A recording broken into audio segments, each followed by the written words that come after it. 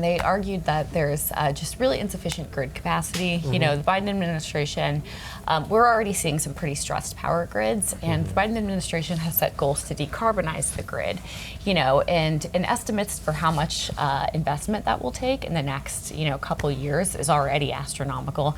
That's going to increase by a lot if we're trying to decarbonize the grid at the same time that we're really ramping up the use with EV chargers, both public and private. Welcome to Reporter's Notebook, where we talk to the Washington Examiner's top journalists about the stories breaking on their beats. I'm Jim Antle. I'm joined today by energy and environment reporter Breanne Deppisch. Breanne, the Biden administration has these big goals, lofty goals for electric vehicle adoption, but not everybody's happy about it. Talk a little bit about what some of the pushback is. Yes, absolutely. So a group of 25 states, which most of the Republican-led states actually signed on to this comment to the EPA, really taking aim at this new proposed rule that seeks to really increase the targets for EV penetration and new EV sales by 2030.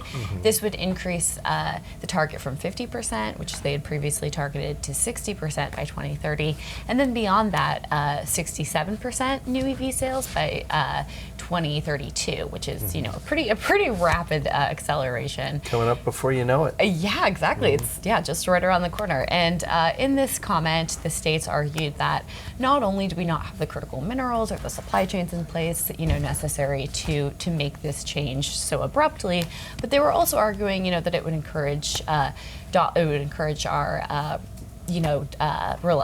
relationship with China. We'd have to rely much more on them, and then it would also. And there's just a general view that this is too aggressive, that the target is too aggressive, and this is premature based on where we are technologically. Absolutely. And they argued that there's just really insufficient grid capacity. The Biden administration, we're already seeing some pretty stressed power grids, and the Biden administration has set goals to decarbonize the grid, and estimates for how much investment that will take in the next, couple years is already astronomical. That's going to increase by a lot if we're trying to decarbonize the grid at the same time that we're really ramping up the use with EV chargers, both public and private, at the rate envisioned by the administration. And that's going to have a lot of people wanting to live off the grid. Yes, including myself, potentially.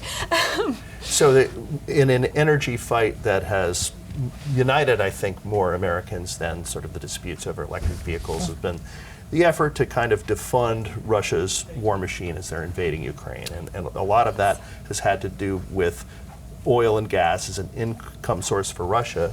Talk about maybe some progress that we've seen in that area. Yeah, so I'm expecting this to be a pretty major focal point for the administration.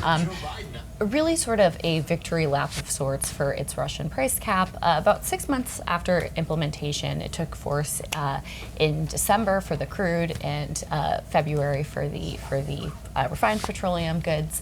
And actually, Russia's fossil fuel revenue from oil and gas has halved from the same point, the same 6-month period, from January to June 2023 compared to the same point last year. This has been really significant because obviously fossil fuels are Russia's main source of revenue and a really critical source of funding for the war in Ukraine.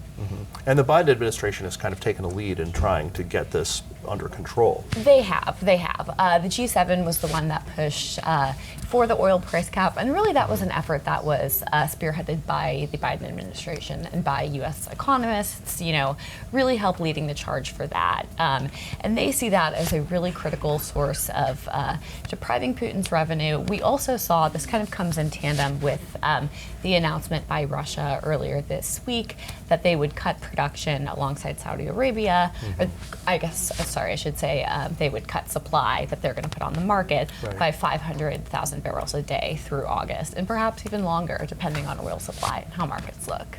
So could that be Putin's price hike 2.0? Potentially, although it won't be great if they cut production alongside it. A lot remains to be seen, but yeah, so far so good on the price cap front. Thank you, Breanne. Thank you. You can read Breanne and subscribe to our Daily on Energy newsletter at washingtonexaminer.com.